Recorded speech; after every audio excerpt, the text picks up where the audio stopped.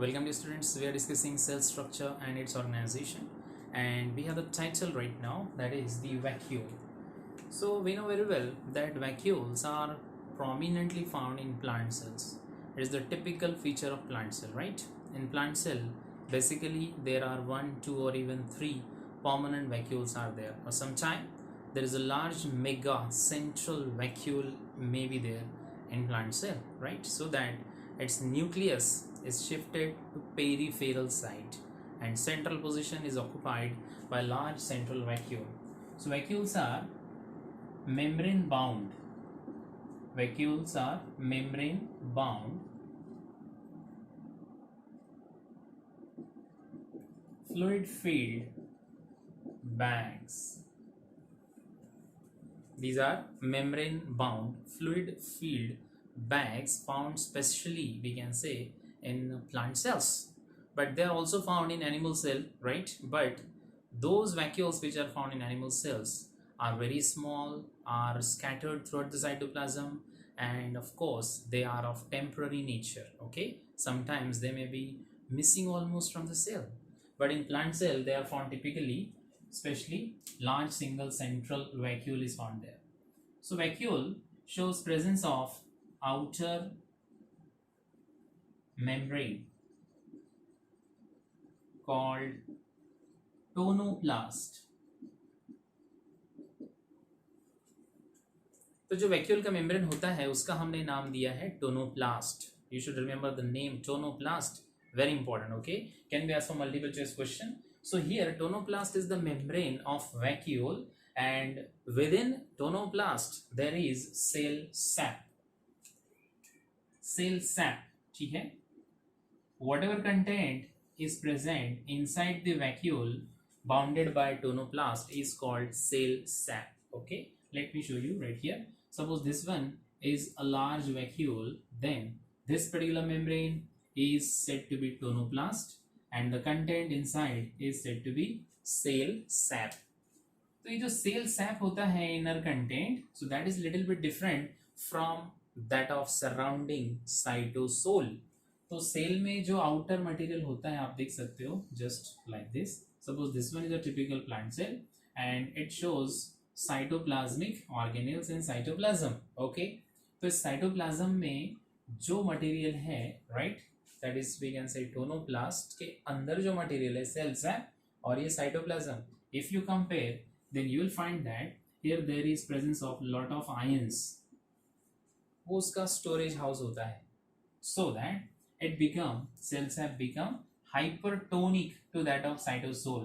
It become hypertonic to cytosol just because of those ions found there as a storage material. ठीक है, तो यहाँ पे आप देख सकते हो inside the tonoplast there is a cell sap. यहाँ साइटोप्लाज्म जैसा लिक्विड है, मटेरियल है, बट वो साइटोप्लाज्म नहीं है. ठीक है, ये एक सेल ऑर्गेनेल है वैक्यूल, जिसके अंदर आप देखोगे कुछ स्टोरेज है, उस सब कंटेंट का नाम है cell SAP, right.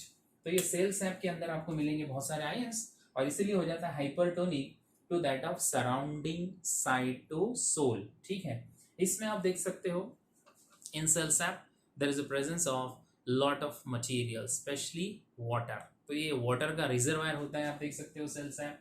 Cell sap is reservoir for water specially. It also shows presence of lot of protein specially as enzymes. ठीक है, एंजाइमेटिक रोल प्ले जो करते हैं ऐसे प्रोटीन्स का वो स्टोर हाउस होता है. वहाँ पे आप देख सकते हो बहुत सारे मिनरल्स है, वहाँ पे प्रोटीन है जो मोस्टली एंजाइम्स होते हैं, और वहाँ पे बहुत सारा प्लांट का वेस्ट भी स्टोर रहता है, राइट. देयर में बी पिगमेंट्स, देयर में बी अमाइनो एसिड्स, देयर में डिफरेंट ऑर्गेनिक एसिड्स, देयर में बी रेफाइड क्रिस्टल्स, देयर में be we can say different components of the plant like alkaloids, flavonoids, okay, and different types of other pigments which are stored there, so that petals appear so brightly colored, okay, and attractive just because of the pigment stored there in the vacuoles of leaf cells या फिर flower cells आप कह सकते हो. तो flower का जो typical cell है, स्पेशली पेटल्स के जो सेल हैं उसके जो वैक्यूल्स होते हैं उसमें पिगमेंट स्टोर होते हैं, that's why it appear very attractive and colourful. ठीक है ना. तो आपने देखा वैक्यूल में जो आउटर बाउंड्री है वो प्लाज्मा मेम्ब्रेन जैसा ही है, ठीक है, और उसका नाम है टोनोप्लास्ट. उसके अंदर जो कुछ है उसका नाम है सेल सैप, और सेल सैप में है बहुत सारी चीज़ें, मे बी गुड और वेस्ट फॉर द सेल, ठीक है। जैसे कि कुछ हर्बीवर्स एनिमल्स होते हैं जो ग्रेस करते हैं, ब्रॉस करते हैं ऑन लीव्स वगैरह, तो प्लांट ने कुछ ऐसी चीज़ें स्टोर की है जैसे कि कैल्शियम ऑक्सलेट क्रिस्टल्स कॉल्ड रेफाइट्स, ये उसमें होते हैं। So it become uncomfortable for herbivorous animals to consume those leaves. So it is a kind of a protective mechanism. ये प्रोटेक्शन के तौर पे भी होता है। कुछ अनपैलेटेबल कंपोनेंट्स होते हैं जो हर्बीवरस एनिमल्स को ज़्यादा सूट नहीं करते, ठीक है। ऐसी चीज़ें भी वैक्यूल में स्टोर होती है। So vacuole is nothing but a kind of reservoir which shows ions, proteins, pigments, lot of material as a waste. तो प्लांट का जो वेस्ट है, चाहे उसमें ऑयल हो, ठीक है, या बहुत सारे पिगमेंट्स हो, प्रोटीन्स हो, एंजाइम्स हो, ये सब कुछ वो पोजेस करता है just there in the cell sap of vacuole, right. So let me show you again that cell sap of that particular vacuole shows presence of, इस सेल सैप में क्या है, तो इसमें ऑफ कोर्स वाटर रहता है, ठीक है। इसके साथ साथ इसमें बहुत सारे एंजाइम्स होते हैं जो कि ऑफ कोर्स प्रोटीन्स होते हैं, राइट। यहाँ पे अमाइनो एसिड्स भी आपको मिल जाएंगे, यहाँ पे बहुत सारी चीज़ें जैसे कि आयंस, जिससे कि वो हो जाता है hypertonic to that of surrounding cytosol, right. इसी तरह आपको यहाँ पे दिखाई देगा बहुत सारा वेस्ट मटेरियल, वेस्ट प्लांट के जो वेस्ट होते हैं, जिसमें आप लिख सकते हो raphide crystals. Raphide crystals are nothing but made up of calcium oxalate crystals, ठीक है। ये कैल्शियम ऑक्सलेट क्रिस्टल्स जिससे थोड़ा इची अपीयरेंस होता है उन लीव्स को टच करने के बाद, ऐसे होते हैं विद रेफाइड्स, ठीक है। तो रेफाइड्स उनके वैक्यूल्स में स्टोर रहते हैं। आप देखिए यहाँ पे रेफाइड्स है, यहाँ पे ऑयल डेरिवेटिव भी स्टोर रहता है, यहाँ पे बहुत सारे pigments, right, lot of pigments, oil material या सब्सटेंसेस, ऑयली सब्सटेंसेस आप कह सकते हो। इसमें एंजाइम्स है, वाटर भी है और वेस्ट भी है। जैसे कि कुछ और एग्जांपल अगर देना चाहो, गम, ठीक है, अल्केलॉइड, गम अल्केलॉइड, flavonoids compound, okay, flavonoids.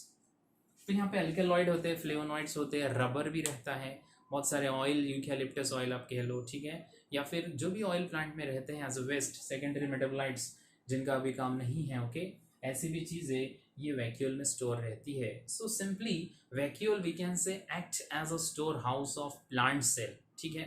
Animals में तो हमने आपको कहा है कि टेम्पररी और छोटे वैक्यूल्स मिलते हैं, बट प्लांट में 1, 2 या 3 आपको परमानेंट वैक्यूल मिलते हैं, और या फिर सेंट्रल लार्ज सिंगल वैक्यूल भी मिल सकता है, और इसमें प्लांट हर टाइप का स्टोरेज रखता है so that it become expanded and it become largest cell organelle of the cell some time, ठीक है ना। तो आप देखिए इस वैक्यूल का काम क्या है, फंक्शन क्या है, इसको समझ लेते हैं। वैक्यूल्स के वैसे तो डाइवर्सिफाइड फंक्शंस बहुत सारे होते हैं rather than storage, but main function इसका स्टोरेज ही होता है। फंक्शंस हम अभी कमेंट करेंगे ऑन फंक्शंस ऑफ वैक्यूल, ठीक है। Number 1 important function that it maintain homeostasis, it maintain homeostasis of the cell, very important. Number 2, it maintain integral atmosphere of the cell, ठीक है, इंटरनल जिसको आप कह सकते हो, it maintain internal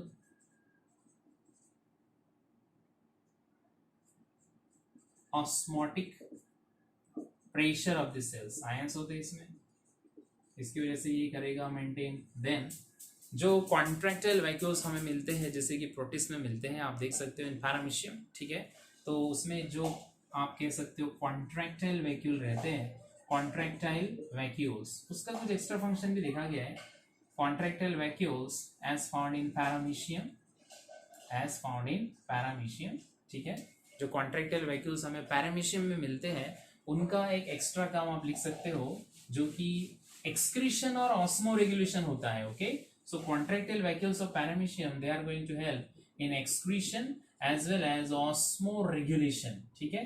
excretion, osmo regulation, ये खास काम कॉन्ट्रैक्टाइल वैक्यूल से ऑफर होता है इन प्रोटिस्ट लाइक पैरामीशियम, तो ये उसका एक एक्स्ट्रा फंक्शन आप नोट कर सकते हो। वैसे उसका सबसे टिपिकल फंक्शन जो है वो होता है storage, storage of all this and that, जो कि अभी हमने डिस्कस किया है यहाँ पे, storage of water, storage of minerals, okay, storage of lot of enzymes as a protein, ठीक है, आप कह सकते हो, वहाँ पे अमाइनो एसिड्स या प्रोटीन स्टोर होते हैं, वहाँ पे मिनरल स्टोर होते हैं, वहाँ पे बहुत सारा वेस्ट, क्योंकि प्लांट के पास कोई स्पेसिफिक एक्सक्रीटरी सिस्टम तो होती नहीं है जिससे कि अपने वेस्ट प्लांट बॉडी के बाहर कर दे। जैसे कि ह्यूमंस में किडनीज और एक्सक्रीटरी सिस्टम्स रहती है कंप्लीट, राइट।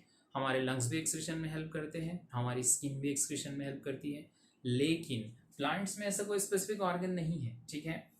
प्लांट अपना वेस्ट वैक्यूल में स्टोर करता है सेलुलर लेवल पे, वैसे वो लीफ में, स्टेम का जो बार्क है या बहुत सारे फ्रूट्स है उसमें या रूट से भी कुछ वेस्ट बाहर जाते हैं, राइट। बट मैक्सिमम स्टोरेज जो है आप देखिए वेस्ट का, वो होता है वैक्यूल्स के अंदर, right. So it is nothing but store house of cell for good things, essential things, as well as for unwanted unnecessary substances, like जो अभी हमने मेंशन किया था, जिसमें एल्कलॉइड होता है, फ्लेवोनॉइड होता है, गम, रेजिन, टैनिन, रबर, ऑयल, ठीक है। बहुत सारे गैसेस कंपोनेंट्स भी हो सकते हैं, लिक्विड रहता है मटेरियल, और सबसे इंपॉर्टेंट चीज़ वो एसेंशियल मिनरल्स को भी स्टोर करता है and supply to the cell cytoplasm as per need. इसका जो टोनोप्लास्ट है वो सेमी या सिलेक्टिवली परमेबल होता है जस्ट लाइक प्लाज्मा मेम्ब्रेन, और कभी ये फूड वैक्यूल्स जो फॉर्म होते हैं ये फैगोसाइटोसिस से हो जाते हैं, ठीक है। समटाइम देयर इज, यहाँ पे आप स्टोरेज के बारे में ध्यान रखिए, यहाँ पे कुछ इसेंशियल सब्सटेंसेस का वो स्टोरेज करता है as well as waste substances का भी स्टोरेज करता है as mention earlier, okay. And then यहाँ पे आप लिख सकते हो फूड वैक्यूल्स भी फॉर्म हो जाते हैं कभी, और फूड वैक्यूल फॉर्म होते हैं बिकॉज ऑफ फैगोसाइटोसिस, यानी जब सेल किसी फूड मटेरियल को इंगल्फ करता है तो उसके अराउंड प्लाज्मा मेम्ब्रेन का एक शीट बन जाता है और फॉर्म हो जाते हैं food vacuoles, okay. So vacuoles are very important cell organelles, they are the larger one in plant cell and negligible or small sized temporary in animal cell, but they are basically storage houses of the cell। तो उसका काम है storage, उसका काम है as आप कह सकते हो होमोस्टासिस एजेंट या फिर osmoregulation excretion in as a contractile vacuole in Paramecium and other protist, right. और साथ में उसका काम है to help in supplement, cell को जो जो चाहिए वो सप्लाई भी कर सकता है। तो ये सिंपल स्टोर हाउस नहीं है, इसके मल्टीपल फंक्शंस भी आप देख सकते हो। वैक्यूल जैसे ही कुछ और स्टोरेज बॉडीज भी सेल में पाए जाते हैं, ठीक है, उनके बारे में अभी थोड़ा डिस्कशन करेंगे। फॉर एग्जांपल हम यहाँ पे लेते हैं एग्जांपल स्फेरोसोम्स, ठीक है, spherosomes. So what are spherosomes? Spherosomes are small, इसको आप कह सकते हो ये माइक्रो बॉडीज होते हैं सेल के अंदर कुछ, जैसे कि स्फेरोसोम है, ओके, पेरोक्सिसोम्स है, ये आपको सेल में दिखाई देंगे, very small bodies, and these are basically found in plant cells, right. Oil yielding cells जो रहते हैं स्पेशली उनमें आपको दिखाई देगा। Spherosomes are small sized, membrane bound, इसके ऊपर भी मेम्ब्रेन होती है, ठीक है, membrane bound cell organelles. Spherosomes are small sized, या फिर आप कह सकते हो इनको माइक्रो बॉडीज, ये एक तरह का माइक्रो बॉडी है। 0.5 to 1 माइक्रोन इनका साइज रहता है, 0.5 to 1 माइक्रोन, वेरी स्मॉल, और इतने छोटे cell organelle excuse me, small sized membrane bound cell organelles, okay, जिसको एक ऐसा मेम्ब्रेन मिला हुआ है जिसको आप कह सकते हो सिंगल फॉस्फोलिपिड लेयर। जैसे ये प्लाज्मा मेम्ब्रेन जो बनती है उसको आप कह सकते हो वो है बायलिपिड लेयर, ठीक है ना। फॉस्फोलिपिड के दो ऐसे खास लेयर होते हैं, आपने देखा, हमने पढ़ा हुआ actually in fluid mosaic model given by Singer and Nicolson, right. But यहाँ पे स्फेरोसोम्स के ऊपर एक ऐसा मेम्ब्रेन है जिसमें एक ही लिपिड का लेयर होता है, ओके। तो ये इसका स्पेशलिटी है, भी आप याद रखिए, very important. One phospholipid layer, one phospholipid layer in its membrane, ठीक है, ये आपको दिखाई देगी। और ये आपको ऑयल यील्डिंग जो प्लांट्स होते हैं, ऑयल यील्डिंग प्लांट्स, उसमें आपको दिखाई देगा spherosome, special cell organelle, specially in seeds, ठीक है। इसका एग्जांपल होता है सीड्स, और ऐसे सीड्स जिसमें बहुत सारा फैटी एसिड्स या फैट स्टोर होता है। It means spherosomes are basically concern with, इसका जो खास फंक्शन है वो आप ध्यान रखिए, that is synthesis and storage. इसका खास फंक्शन क्या है? Synthesis and storage of fat, synthesis and storage of fats. So these are nothing but fat storage bodies, fatty acid से बनेगा फैट, ठीक है। तो फैट स्टोरेज करने वाले खास स्पिरोसोम्स आपको प्लांट सेल में दिखाई देंगे, और ऐसे प्लांट सेल जिसके पास बहुत ज़्यादा फैटी एसिड कंटेंट है, जो कि ऑयल यील्डिंग प्लांट्स है, for instance we can say groundnut. तो ग्राउंड नट के अगर आप सीड्स देखोगे, ठीक है, तो उनमें आपको बहुत सारा फैट दिखाई देगा, ऑयल दिखाई देगा, और वो स्टोर रहता है इन खास टाइप के सेल ऑर्गेन्स में, जिसको आपने कहना है स्पिरोसोम्स। So spirosomes are very small micro bodies found in plant cells, especially oil yielding plants. और इसमें क्या होता है, स्टोरेज एंड सिंथेसिस, ये बनाता भी और स्टोर भी करता है लिपिड को, फैटी एसिड को, या फिर सिंपली फैट्स को। इसी तरह छोटे सेल ऑर्गेन्स में, माइक्रो बॉडीज में एक इंपॉर्टेंट एग्जांपल आता है, वो है peroxisome. So peroxisomes, what are they, where do they found? So these peroxisomes are commonly found in plant and animal cell, but they are predominant, means more in number in plant cells. ठीक है, plant cells में आपको special micro bodies दिखाई देंगे, ये भी micro bodies होते हैं, having dimension 0.5 to 1 micrometer, very small, that's so called micro bodies, but they are membrane bound. ठीक है, ये भी होता है membrane bound cell organelle, इसके ऊपर खास membrane होता है, ठीक है, membrane bound cell ऑर्गेनेल और micro bodies.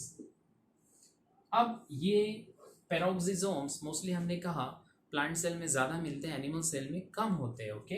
Means they are found in both, they are found in both plant and animal cell, ठीक है ना।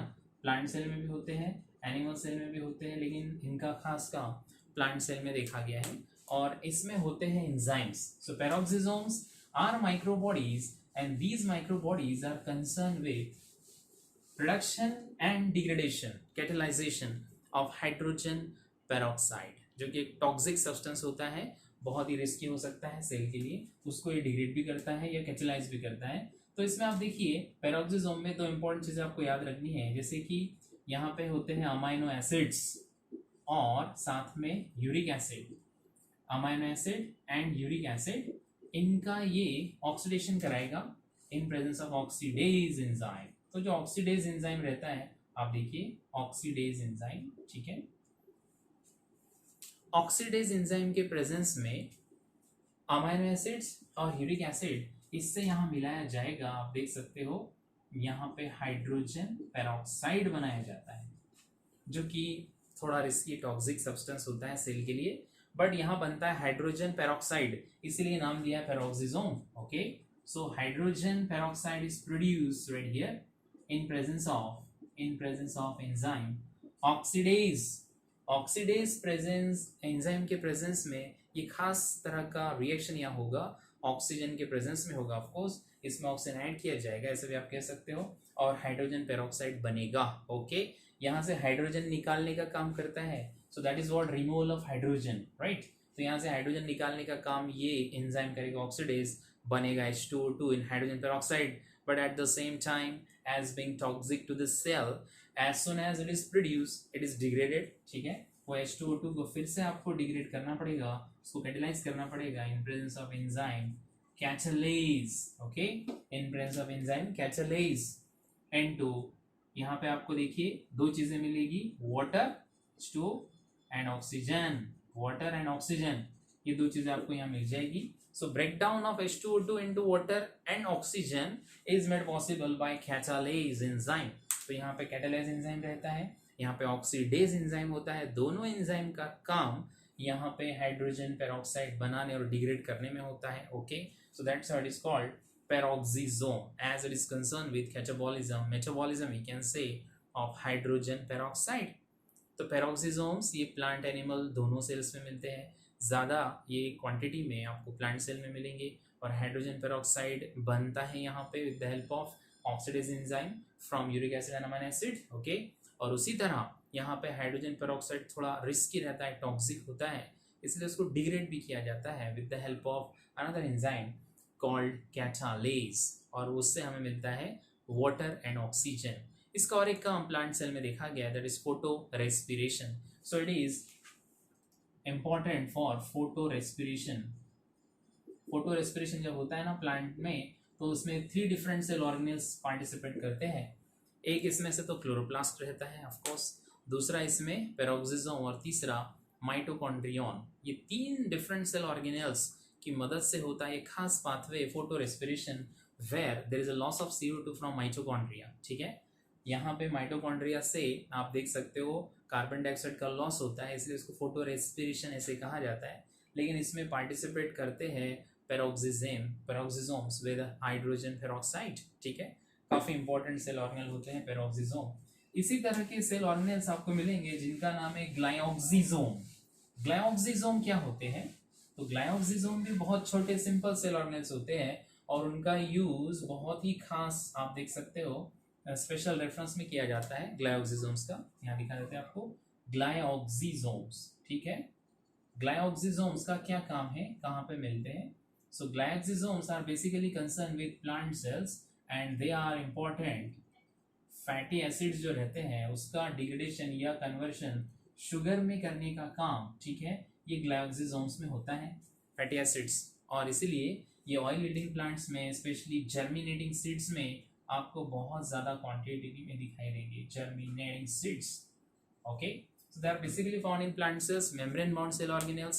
They are nothing but fatty acid containing bodies. Okay, तो यहाँ पे फैटी एसिड्स रहता है और जिसमें आप कह सकते हो ये as a source fatty acid को यूज करता है और फैटी एसिड्स को कन्वर्ट करता है इनको शुगर। ठीक है, ये कार्बोहाइड्रेट में इसको कन्वर्ट कर देगा फैटी एसिड को कार्बोहाइड्रेट में simple sugar, and then there is a use of that sugar for different metabolic processes. तो आपने देखा कि सेल में ग्लाइऑक्सिसोम भी होते हैं जो फैटी एसिड को शुगर में कन्वर्ट करते हैं।